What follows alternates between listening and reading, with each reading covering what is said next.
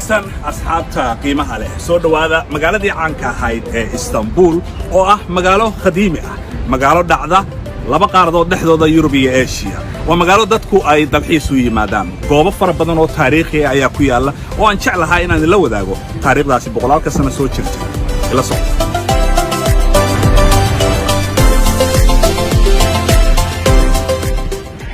waxaan ku bilaabaynaa fagaraha Taksim Square oo ah mid ka mid ah goobaha ugu caansan ee dadka dalxiiska ay tagaan magaalada tan Stanbul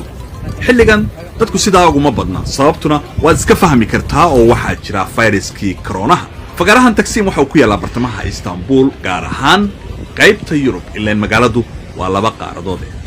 fagaraha waxa ugu caansan taladaasi dhexda ka muuqata oo la sameeyay sanadkii 1928 waxaan la yiraahdaa Istiqlaal Anite oo macnaheedu yahay taladii xorriyadda dadka halka yimaada waxay ku galaan oo isaga qaadaan sawir xusuus ah marka oo jeedaan dadkii baa waxay leeyihiin si aan sawir taariikhi ah u helo fagarahan caanka ee Taksim inuu qof kasta isku sawiro qof aan imaan Stanbul oo aan isku sawirin taladan ama fagarahan caanka ah ma jiro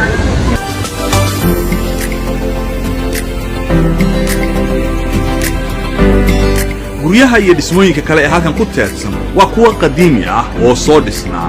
qarniyaal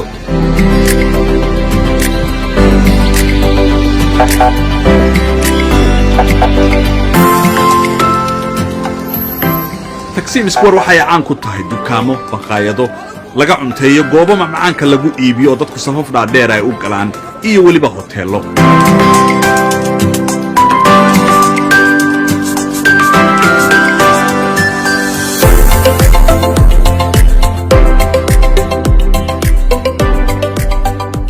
fagaraha waxa u dhow jidka la yiraahdo Istiqlaal oo aan dhihi karo waa midka ugu caansan magaalada dukaamo fara badan ayaa ku yaala oo wax walba aad ka heli kartid laakiin qiimuhu waa qaali dadka lacagta haysta ama kuwa dalxiiska ayaa inta badan wax ka iibsada oo haddii jeebkaagu aanu buurnayn iska ilaali jidkan waxa dhex mara oo gees ka gees aad ku tagi kartaa treenkan qadiimiga ah oo dadka dalxiisa ay raacaan ilaa waxa uu tagaa Glatter Towers oo ah dhinaca kale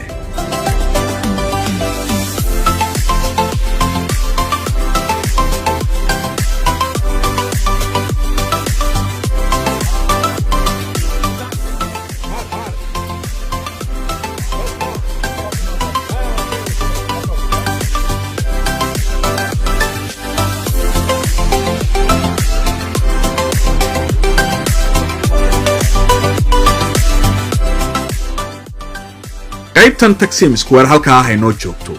qaybta xigta ee Stanbul waxaanu ku eegi doonaa masaajidda ugu caansan uguna waaweyn magaalada tan Hagia Sophia ama Hagia Sophia oo ah kaniisadii masaajidka loo bedelay ee dhowr bilood ka hor haysatay wararka adduunka iyo waliba masaajidka weyn ee Sultan Ahmed